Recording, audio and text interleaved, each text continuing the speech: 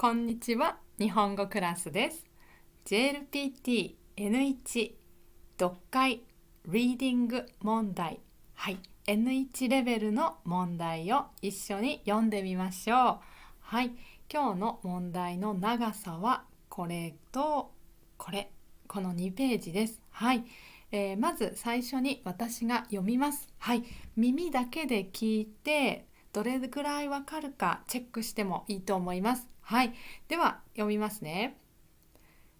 異文化間での価値観の理解と共有を促すには、相互の文化や価値観に関する教育やトレーニングが効果的だ。これにより、人々は自己の文化や価値観を客観的に見つめ、他者の視点をより理解できるようになる。真に理解し合うには、その一方ではなく、両者の相互的な働きが必要であり、それを通じて何か新たな価値を生み出し、それを共有していく姿勢が求められる。はい、これが今日の問題です。はい、ちょっと難しいかもしれないですね。はい、でも大丈夫です。一緒に確認していきましょう。ではまず最初、異文化間での価値観の理解と共有を促すにはと始まってます。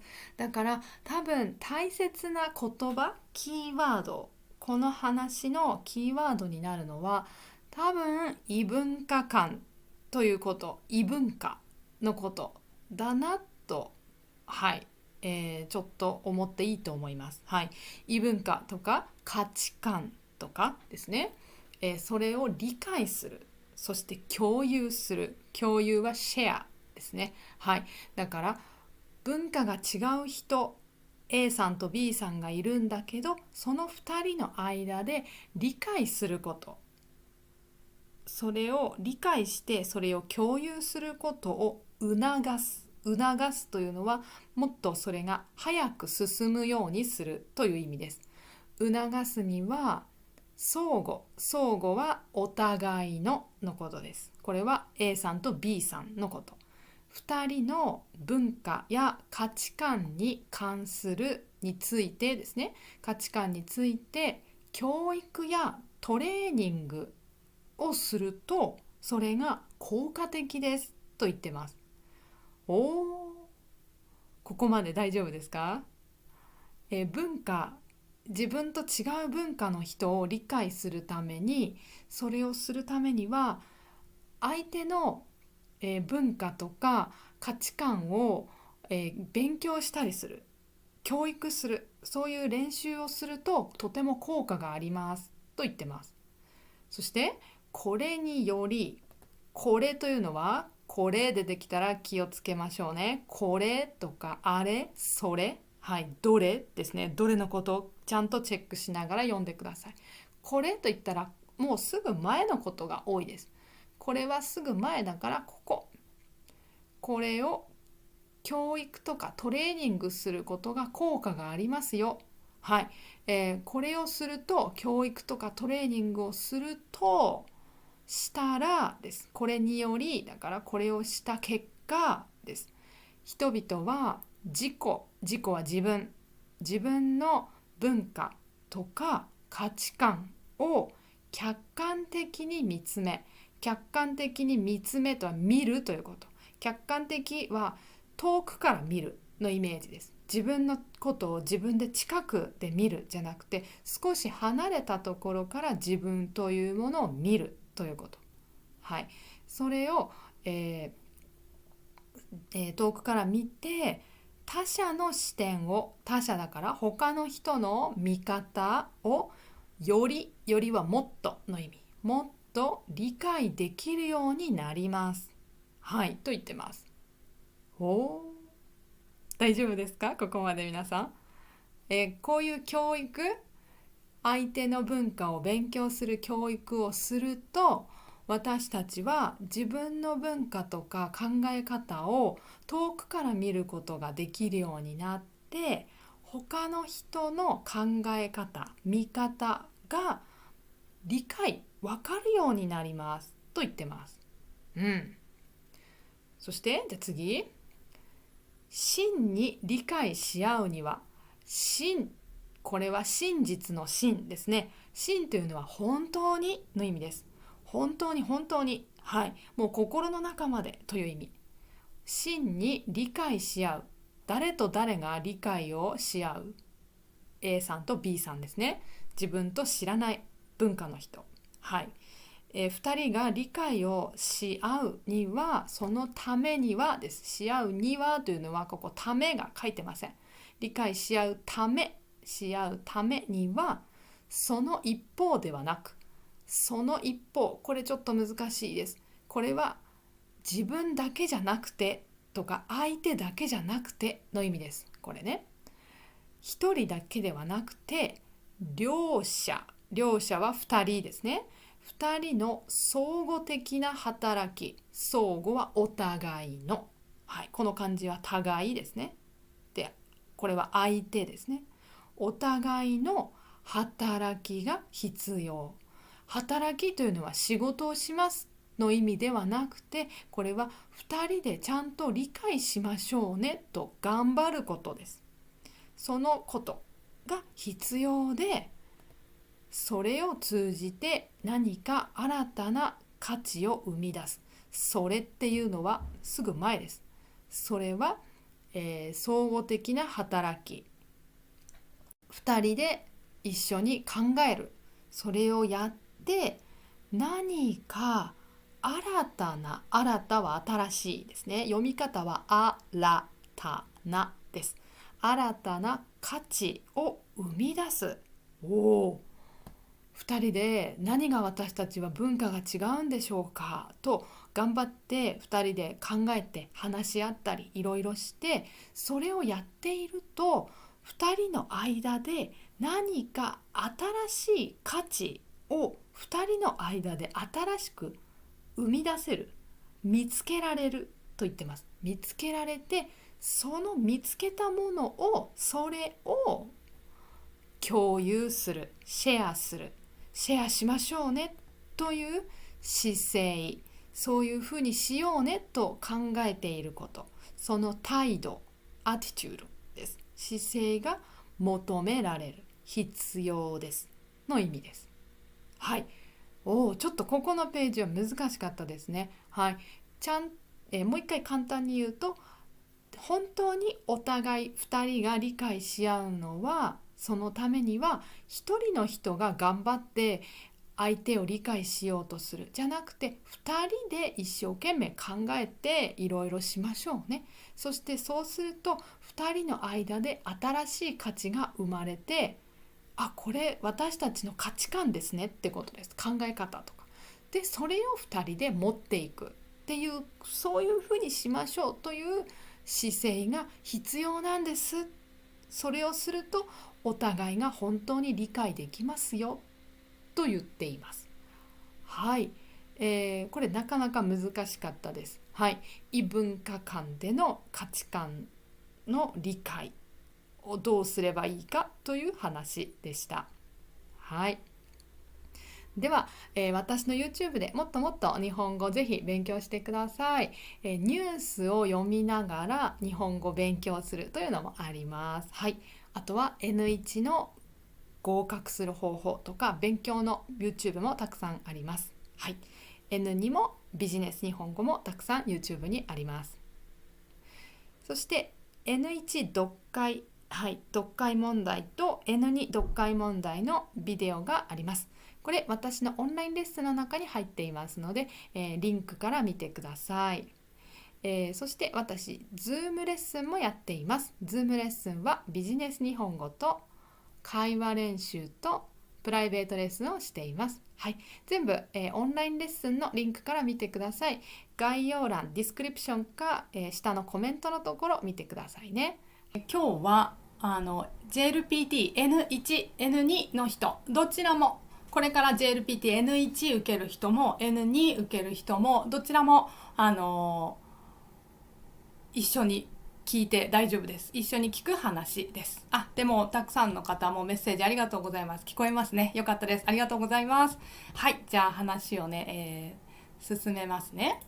読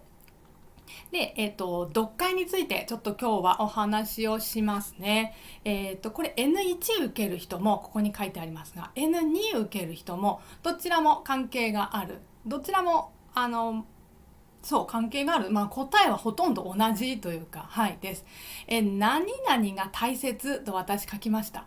何が大切だと思いますか？大切なこと。JLPT の読解問題、リーディング問題をするときに大切なことです。はい。これはここの私の答えはテストをするときに大切なことです。テストの時です。自分で勉強するときじゃなくてテストの時大事なことです。はい。ここの意味はですね、合格する方法ですから、そうだからちょっとそういう意味です。テストの時に何が大事かといったら、これ答えは一つじゃないはずです。いろいろあるはずです。はい。ですが、私はちょっと今回は一つ考えました。これが一つ答えかなと思って、はい、皆さんにお話ししたいと思います。すごいたくさんいろんな方がチャットをくださっています。ありがとうございます。皆さん聞こえていますね。よかったです。そう、ライブだとね、怖いんですね。声が聞こえないとね、悲しいですからね。そう、ありがとうございます、皆さん。よく聞こえます。よかった。でも答えを考えてる人がいる。なるほど。間違いを探すことが大切。なるほど。そうか、そうか。それもそうですよね。間違い探すこと大事なんですが、これね、私が考えている一つ大切なことは、みんながテストをするとき、多分どのテストをするときも大事なことです。はっきり言って JLPT だけじゃないです。だけど JLPT の時はいや本当にこれは大事だなと私は思います。私がこのテストする時も同じです。これをすごく気をつけます。はい、今ね皆さんいろいろチャットで考えている。そうそう、で私が今思っている答えは例えば一つこれです。はい、何々が大切、何が大切か。答えは何々何々か。いきます。答えはですねこれです。はい、テストの時ですよ。テストの時間の時、これ大事。これです。はい、どうぞ。これです。何を何分でするか。これとても大切です。はい。これどういう意味？ね、何が何分ってね。はい。読解の問題。今読解の話してますよ。JLPT の読解 N1 も N2 ももちろん N3、N4 もですけど、読解の問題っていろんな問題ありますよね。N2 は問題の種類が5個あります。N1 は問題の種類が6あります。6です。で、これじゃあこの1番は何分でしたらいいですか。 2番の問題は何分でしたらいいですか。3番は4番は5分は。これが大事です。はい。テストの時間って決まってますよね。そうちょっとこれ話します。これを何も考えていないと、この問題1番の問題は例えば、N1 も N2 も一番最初の読解の問題は短い問題ですね。短文というのです。短い文ですね。あれ何分でします？皆さん考えてますか？予定ありますか？計画してますか？それを考えてないとそうなんです。こうなります。私読むのが遅いんです。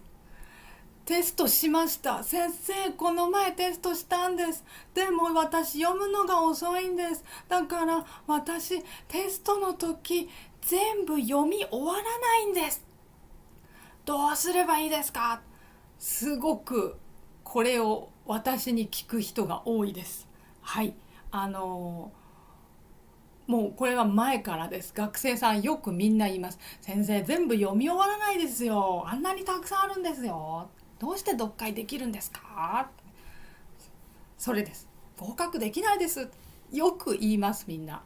でもこれは、教える私から見ると、読むのが遅い、読むのが遅いから合格できない、それは違いますと思っています私は。はい、読むの遅い人、多分ね、みんな勉強中ですからそんなにね早くは読めないと思います。読むの遅い。でもじゃあどうすればいい？どうすれば合格する？それは例えば答え一つこれです。全部読まなくて OK です。そう、読解問題全部読まなくていいんです。読まなくていいんですか？そうなんですか？でも全部読まないと答えが出せないですよね。合格できないですよね。先生嘘を言っている。いやいや、そんなことない。大丈夫。全部読まなくて大丈夫なんです。全部読まなくても点数スコアは取れます。はい、取れるんです。で、例えば一つの答え、全部読まなくてもいいんだ。全部読まなくても答え出せる？どういう意味？これについて答えが今私2つあります。まず1つ目の答え、これです。さあここで何かいきます。この答えはこれです。読解というのはこれです。いつも。はい。自分で読みますか？読解だからそう、答えが書いてあるところは決まっています。読解問題の何々の答えは何ですか？答え書いてあるところはもう決まってるんです。だいたいこの問題の答えはここに書いてあります。決まってるんです。もういつもパターンです。この時はこの問題の時はここにあるんですね。この問題の時はここです。はい。だからこれどこに書いてあるか知っていると答え出すのがとても早くなります。そうだから全部読まなくていいんです。はい。そして大事なことは、確かに全部読まないと全部 100% のテスト100点でした、全部できましたはできないです。だけど JLPT は100点取らなければいけないテストじゃないですね。100% できないと合格しませんじゃないですね。一つ間違えたらあなたは合格じゃないですじゃないですよね。だからいいんです。できないところがあってもいいんです。そうでも大事なことは、答えがどこに書いてあるか決まってるんですから、それを知っていれば早く出せますね、答え。そうこれ大事です。はい。でもちろん教える私は知っています。この問題の時はここに書いてあるんですよ、ね。はい。だから私のクラスの学生の皆さんにはそれは話してます。もちろん教えてます。そうそうそう。でもう一つの方法ですね。だけどちょっと見せましょう。これが例えば N2、 まず N2 からいきます。後で N1 いきますよ。N2 は、これですね、JLPT の、文字語彙だから語彙ですね。語彙とここ語彙と文法と読解、これ全部の問題何が出ますかというのが書いてあるものです。これはJLPT のオフィシャルホームページからコピーしたものです。はい。で、もう私のビデオでよく話してる、例えば語彙の N2 だったら問題のパターンは6あります。いつも言いますね。6で私は6の問題とか5の問題とかよくしますよね。そうで、文法もあるし、文法も私ビデオ作ってますね。文法の問題は問題の種類3つで、読解は問題の種類が5つありますよね。そうそうで、N1 はちょっともう時間ね長くなるから読解だけ言うと、読解は5パターンあります。そうそうそうそうね。で全部 N1 だったらこれ全部の時間を110分でしなければいけない。し、 N2 の時はこれ全部の問題を105分でしなければいけないですよね。そうだけど、これ全部 100% できなければいけないじゃないですよね。皆さん大丈夫ですね。知ってますね。読解で読解のセクションだったらここで19点取ればいいんですよね。19点というのはだいたい 32% です。そう N1 の時もそう、ここ読解で19点取ればいいです。 32%、 まず一番下の点数です。一番悪くても19点取れば合格します。はい、だけどもちろん全部でそれぞれそうですよ、19点ね。これ読解聴解、ごめんなさい、文字語彙と文法読解、あと聴解がありますね、最後にね。聴解で全部合わせて N1 だったら全部で100点ですよね。100点必要だし、N2 だったら全部で聴解も入れて90点必要ですよね。そうだけど一番低くてね、一番ちょっとあんまりできない場合でも読解は19点できれば合格です。それは 32% です。読解の中で 32% できればいいんです。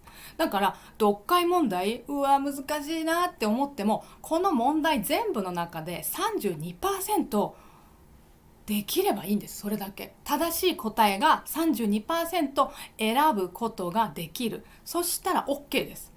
そうということはやっぱり全部しなくてもいいんです。全部読まなくてもいいんです、読解は。でも心配ですってね、やっぱり読まないとって思いますよね。それも気持ちもよくわかります。はい。でなんだけど、一つ大事なことは、答え書いてあるところ決まってるから、これどこに書いてあるか、それは私は今は言えないです。読解クラスの人にしか教えられないんですけど、問題も今見せられないですしね。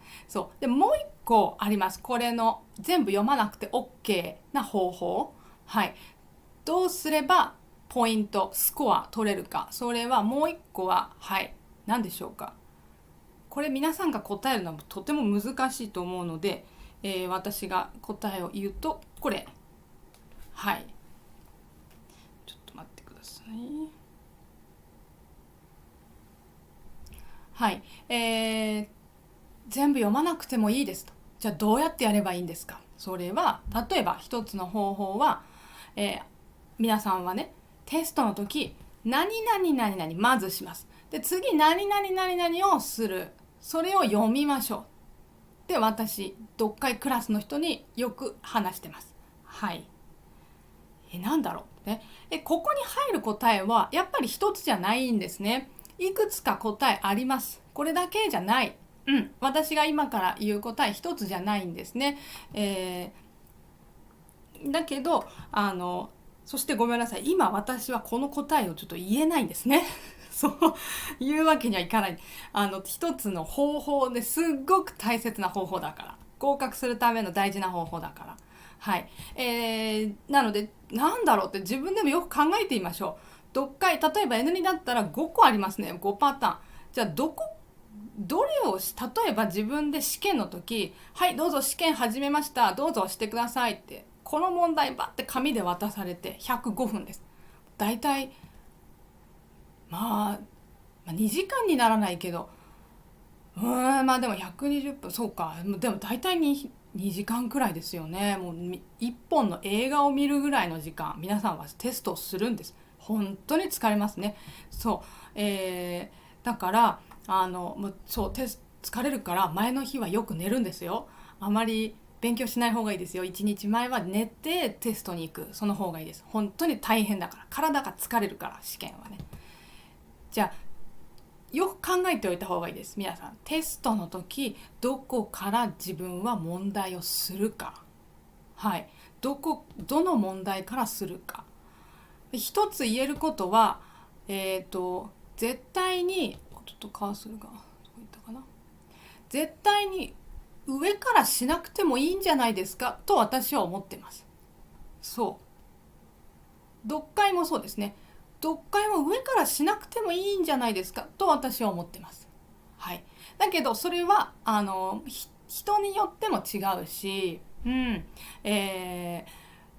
う順番でするとマークするときに間違えるということもあります。危険です。危ないです。確かに1番から問題をしていけば、1番だったらもう1番でマークしていけば、マークシートあんまり間違いないと思いますが、ちょっと違うところからね問題をするとマーク間違えてしまうかもしれないですよね。だからそういう危ない危険性と言います。危険なこともあるから、絶対これがとは言わないんですが、私の読解クラスの人には私は強く勧めてます。これからした方がいいです。はい。そう。やっぱりあります、それ。私だったらこれからするっていうのがありますので、そう。だから私は今話さないけど、自分でもよく考えた方がいいです。それは本当に一個、もう一つテストをどうやって合格させるかというテクニックですから、よく考えておいた方がいいですよ。本当の試験も今までとあまり大きく変わらないはずです。こういうふうに出ます。で、これは皆さんJLPT のホームページで見られますから、どういう問題出ますっていうのね。はい。この問題を何分でしようというのもよく考えておいた方がいいです。はい。N1 ももちろん同じです。全部話は同じです。この問題を何分で終わりにしよう。はい。だから試験の時は時計を持っていく。絶対に持っていきます。そうです。教室に時計があれば、こうやってして、よし、この問題は何分でやる、5分でするんだ。だから時計をこう見よう。ね。できるけど、もしかしたら前にね、とても体が大きい人がいるかもしれないし、見えないかもしれないですよね。よく見えない。それにいつもこうやって見てたら、試験のチェックの人とね、こう目が合うかもしれないし、なんか私悪いことしてないんでちょっとドキドキしちゃうかもしれないから、自分の時計持ってった方がいいです。ピピピピって音しないやつね。アラーム鳴らないもの。アラーム鳴ると、あなたの時計ちょっとダメですって言われるかもしれないので、何も音しない。普通の時計。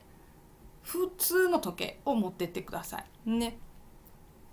そうそうそう。で、そうですね。そう。だから、読むのが遅いんですね。こうやってもう一回話に戻りますが、読むの遅くても大丈夫。読むのが遅くても大丈夫です。問題ないです。今、私が言った、この問題からしていけばいい。そして全部読まなくていいっていうそのテクニックを使えば、全部読まなくても大丈夫なんです。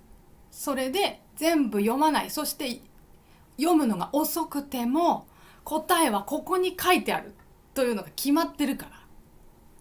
それで答え出せるんですよ。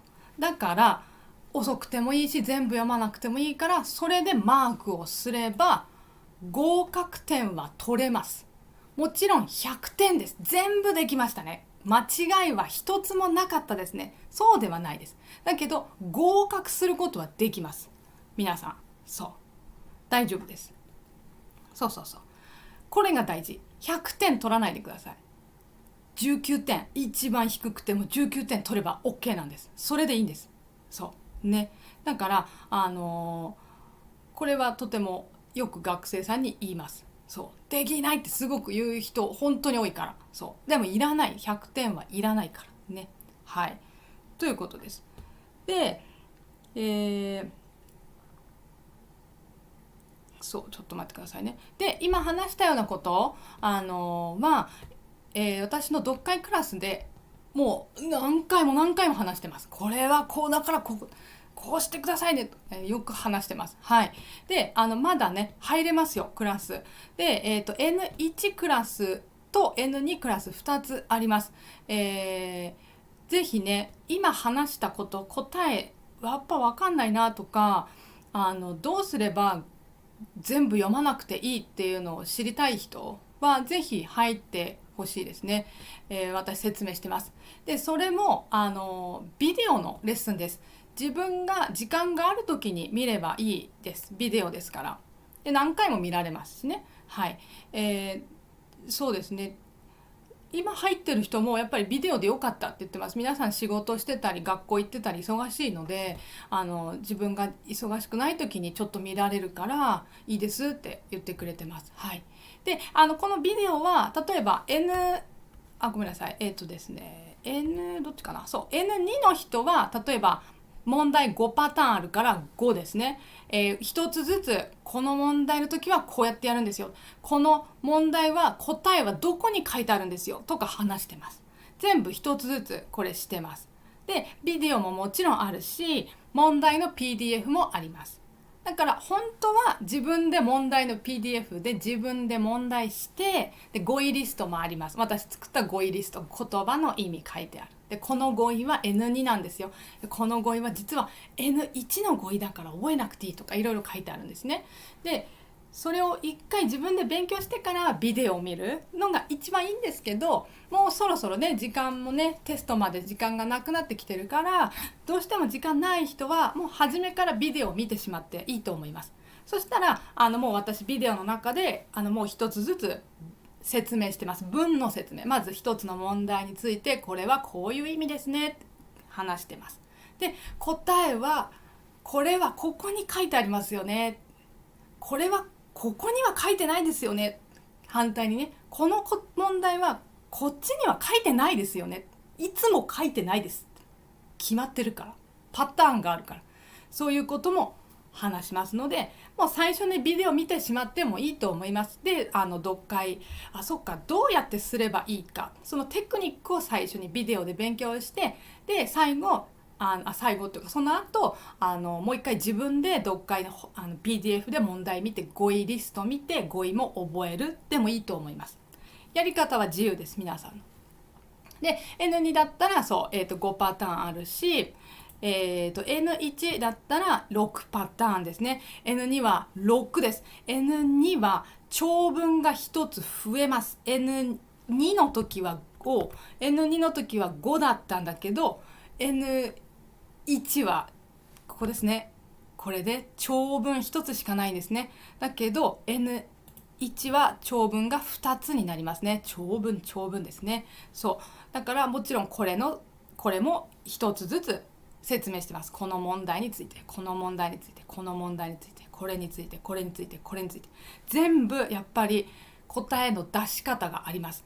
この問題の時は例えばですけど、これとかね長文だったらこの長文の1番の答えっていうのはここに書いてあるんです。いつも長文の2番の答えはここに書いてあるんです。いつも。例えばです。そういうのがもう決まってます。パターンです。いつもそう。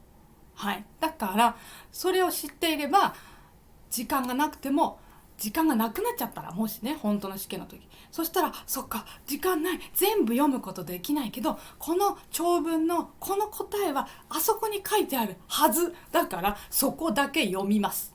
それでいいんです。であとは読めなかった、ダメだ、でも一つは読んだからマークした、 OK です。そしたらその読んだところは多分正しい答えマークできてますから、それでポイント取れますね。0点じゃないですね。それでいいんです。100点取らなくていいからです。100% できないといけないテスト、 100% 一つも間違えてはいけません。このテストはじゃないです。だからです。もちろんそれは読解だけじゃなくて文法もそうですね。 100% できなくていいし、文字語彙も 100% できなくていいし、全部一番低くて 32% できればいいんですよ。そうね。だからそれを皆さん気をつけて忘れないでほしいです。本当に特に N1 受ける人とかね、N1 は本当にもう難しいから無理だと思いますね、思ってる人いるんですけど、そんなことはない。大丈夫できます。そうね。だからでそう、私であと何回か今ちょっと違うこと言ったかも。読解で19点取ればいいし、文字語彙文法でですね、失礼しました。文字語彙文法でここで2つ合わせてこれで19点取ればいい。だからここ2つ合わせて 32% できればいいんです。全体のここで 32% できればいい。こことここ合わせて60点だから。N2 も同じです。ここの文字語彙と文法合わせて60点。全部できたら60点。だけど全部できなくていい。全部できないで19点だけできればいいんです、ここは。そう。で、19点というのは 32% です、ここのね。だいたい 32% です。一番低くてですよ。そう。ね。だから、そこ気をつけてください。全部、ってね。これもわかんない、これもわかんない。ダメかもって思わない方がいいです。そうそうそう。大丈夫、大丈夫。ね。ですので、そういうふうにやってみてください。ということで、N1 も N2 も、テクニックは、同じです。ただ、N1 と N2 何が大きく違うか。それは N2 の方が語彙が多いんですね。文法3つで同じだけど N1 は語彙が4つしかないんです。4パターンしかないんですね。4種類しかない。そうで、文法は3つ。そしてそれで読解は1つ増えてる。だから N1 はやっぱり読解が多いんです。問題が多い。そうだから皆さんね、 N1 も N2 もですが、この110分 N1 だったら110分 N2 だったら105分、この時間をどうやって使うか、テストの前に自分でよく考えた方がいいですよ。時計を見てね。例えば1時から試験が始まる、午後の1時からだったら、午後の1時だから、1時10分までには何が終わる、そして1時20分までに何が終わる、1時30分までには何が終わる、自分で決めておく。今大体で言いましたが、そうでごめんなさいね、私の読解クラスの人にはこれは細かく話してます。決めてください、ちゃんと。なぜかというと、私は読解クラスの人にはこれは何分ですよ。短文は問題が、4つかな。N2 は5つですね。失礼しました。短文5つ出るから、いつも5つ出てる。ちょっと変わる可能性ありますけどね。5つだったらこれは一番長くても何分で終わりにしなければいけないですよ。中文は3つ出るから何分で終わりですよ。これも何分、これも何分、これも何分ですよ。だから読解は全部で何分で終わりにしてくださいね。私とても言っています。話してます。はい。ですので、これはね本当に大事です。はい。もう時間があったら私できたんです、時間が短いから合格しませんでしたはダメなんです。それはできてません。残念ですがそれは合格じゃないんです。そうだけど100点取らなくていいんです。じゃあどうやってやればいい、ね、大事でしょう。それを考えておくこと大事でしょう。そうね。ですのでよく考えてみてください。皆さん試験の前にもう何の問題がいくつ何個出るかっていうのはもうほとんど決まっていて、ほとんど変わらないです、毎年。実は何かの問題が出ないっていう時々あるんですけど、珍しいです。ほとんどね、これが JLPT がもうオフィシャルで発表している、これが出るんですよって言ってるから、その通り出るはずです。だから皆さんはテストの前に計画できる、考えられるんです。これは何分で絶対に105分で終わりにしなきゃいけない。N1 は絶対に110分で終わりにしないといけない。N1100 もう逆にこっちもやっぱり大体2時間です。2時間皆さん日本語の問題するんです。今までずっと頑張ってきた勉強、この2時間に全部出さなければいけないんです。これ私が100点この問題で取ってください。あなたは日本人ですから 100% できなければいけません。そして110分でしてくださいと言われたら、私ちょっとドキドキします。やっぱり考えます。どうしよう、どこの問題最初に初めからしようかな、どうしようかな考えます。そして私も自分で問題する時も時間をいつも測ってます。この問題は何分でできた、この読解は何分でできた、これはやっぱり難しかったな、時間がかかった、あるんです、そういうのがね。だから日本人で日本語が自分の国の言葉でも簡単ではないんです、読むの。そうだからだからこそもうちょっと読めばわかる、あと2分あれば読める、読んでしまうんですね、練習だと。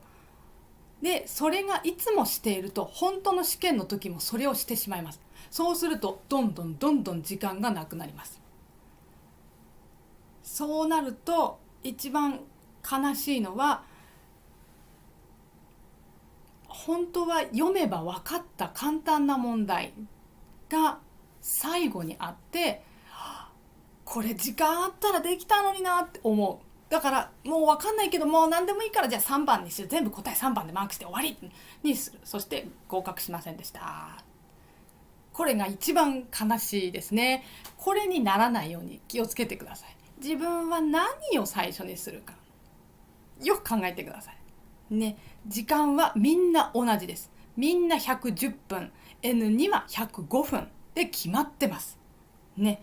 ですのでもしかしたら自分で考えるとき N2 で105分だけど、いや100分で終わるようにしよう、あとの5分は最後答えチェックしようもう一回っていう風に予定を立ててもいいですよね。もしできたらそれでもいいし、もう105分でもしっかりどうするってね考えてもいいし、それは自分の自由です。やってみてください。はい。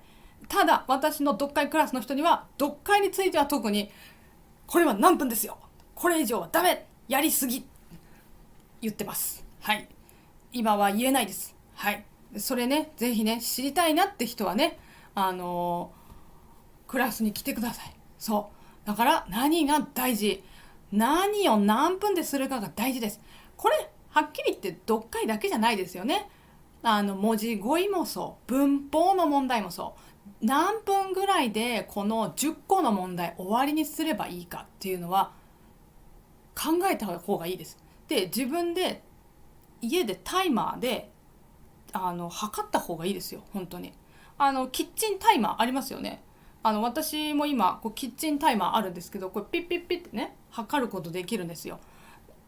使ってます。私が問題する時も、自分で問題する時もだし、例えば他のね英語の勉強とかドイツ語の勉強とかで問題する時も測るようにしてます。そうそうだからもうまだこんな少ししか問題してないのにもう時間終わっちゃったって、私は大体いつもそうです。どうしよう時間がない、私本当にいつもそうだから、学生の皆さんの気持ちすごくわかります。時間がないんです。そうですよね。考えたいしね。そうそう。ただ試験の時間はもう時間との戦いです。短い時間でできるか、正しい答えをしっかりその短い時間で選べるかっていうのが、本当にあなたは日本語できますね、残念ですができませんね、これがもうチェックすることになるんですね。それがテストです。そうだから練習する時も自分で気をつけるといいです。時間何分、私はこの問題何分で終わった、気をつけてください。本当にゆっくりやらない。この語彙わかんないから携帯電話でちょっと調べよう、やっちゃダメなんです。私よく言いますよね。今問題は答えすぐ出すんですよ、携帯で止めて、このビデオ一回止めて YouTube 止めて携帯で語彙の意味調べてから文法問題します、気持ちはわかる。そうしたいですよね。だけどしない方がいいです。答えはまず一回出す。で一回それで終わりにする。でそれから調べるにしましょう。だいたい今1分時間使ったとか、今2分経ったとか分かるようになります。だんだんそうやって時間気をつけてると。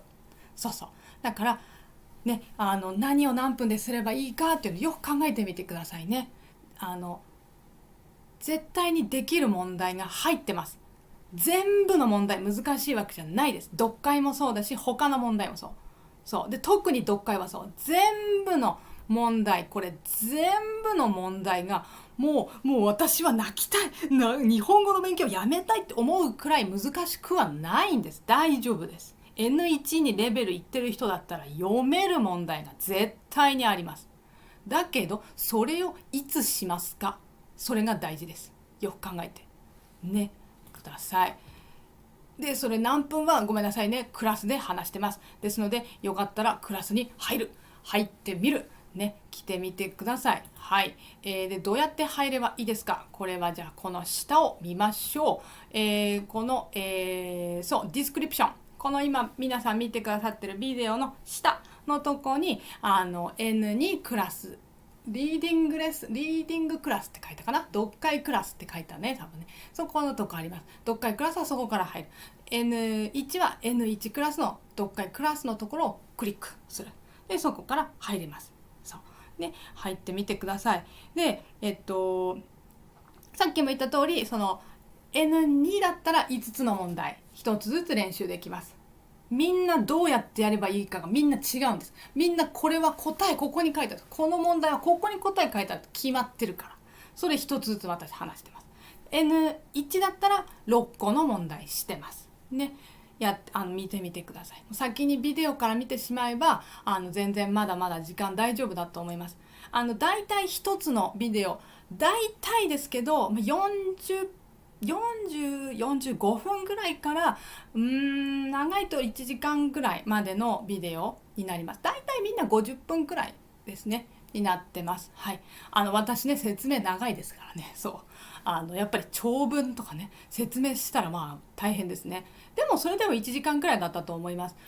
この意味はこれですよ。もちろん話の意味ももちろん説明するし、長文だったら長文の答えはここにいつも書いてあるんですよっていうのを言ってます。だからそれ一つもうパターン決まってるから、そのパターン知っていれば別の問題した時も同じパターンです。答えは同じように出せます。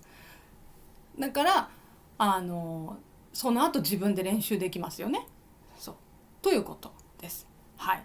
ですので、ぜひね、まだね来てない方はぜひやってみてください。来てみてください。もうね、実はもうすごいたくさんクラスにもいらっしゃってるんですけどね、まだまだね YouTube 今見てくださってるみんなが来てるわけではないので、そうそうぜひね、みんなにやっぱり合格してもらいたい。そのために私はクラス作ってますから、はい、来てもらえたらいいなと思います。はい。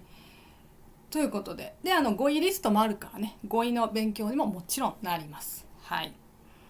ということで、じゃあ今日はこれで終わりにしようと思います。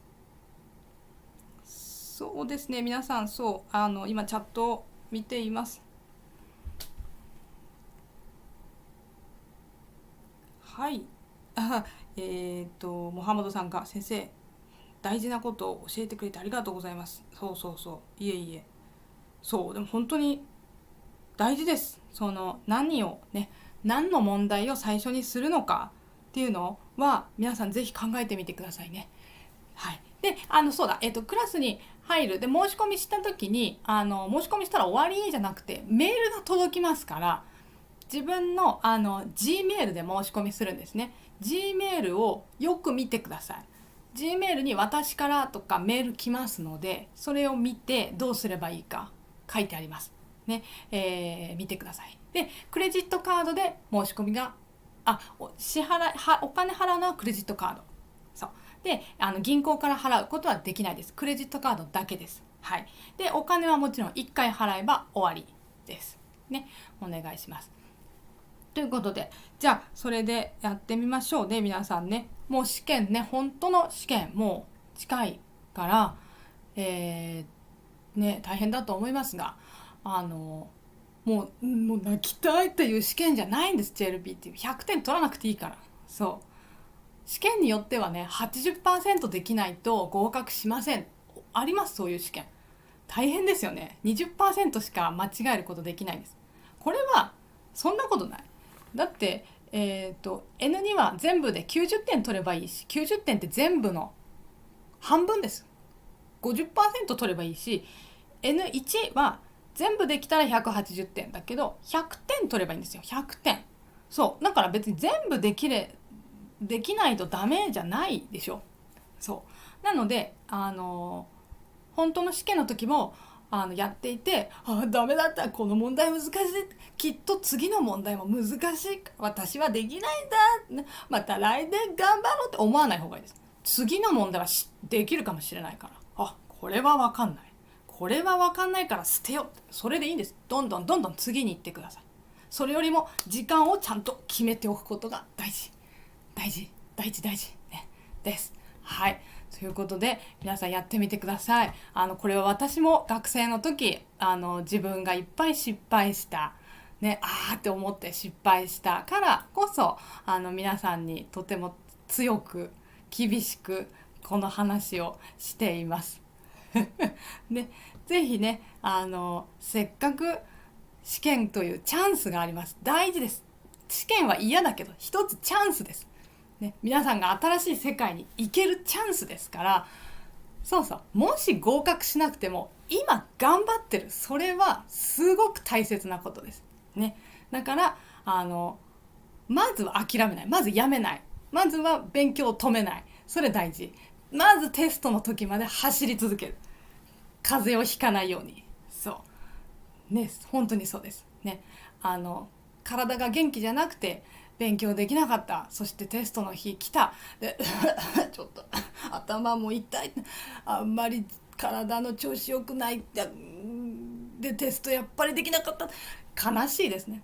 1ヶ月前の方が元気だったのに。やっぱり元気な方が本当にいいです。試験の時間長いからね。皆さん忘れないで、試験の時間は N2 は105分です。本当に長い。私の今日のビデオよりもっともっと長いですね。そしてN2 はだってあれですよ、105分した後、その後懲戒何分ですか？懲戒50分ですよ。長いですね。全部で155分。うわ3時間ぐらいですね。泣きますね、もうね。私だったらね、眠くなるね。そう、 N1 もっと長いですよね。文字語彙終わった、全部やった、読解終わった、それで110分でしょ。もうこれだいたい2時間ですよね。映画見終わりましたよね。1本映画終わった。その後もう懲戒、今度は何分？ N2 の時は50分、N1 は60分です。60、長い。また一つ何かドラマが見れますよね。アニメでもね、アニメ2つぐらい見れますよね。もう嫌ですね。私は絶対に嫌です、そんな試験。はいそう私もね、長い試験で本当に6時間ぐらいの試験とか受けたことありますけど、本当に疲れます。もうテストが難しいだけじゃなくて、もちろん体ですよね。もう今までで一番グーって集中この答えはってしてますから、今まで使ったことない頭使ってますけど、それを6時間試験とかした後はもうですよね。もう誰とも話したくないね。もう帰りの電車もうわからないみたいな、もうって感じです。だからやっぱり前の日1日前よく寝ること大事だなって思いました。私その時やっぱりあんまりよく寝てなかったんですよね。だからやっぱり良くない、それは。だから皆さん本当に試験の前の日はよく寝てくださいね。もういいから、前の日はもういいから、ちょっとリラックスね。で試験になる前までですね、今はまだ頑張る、今週はまだ頑張るですね。頑張ってください。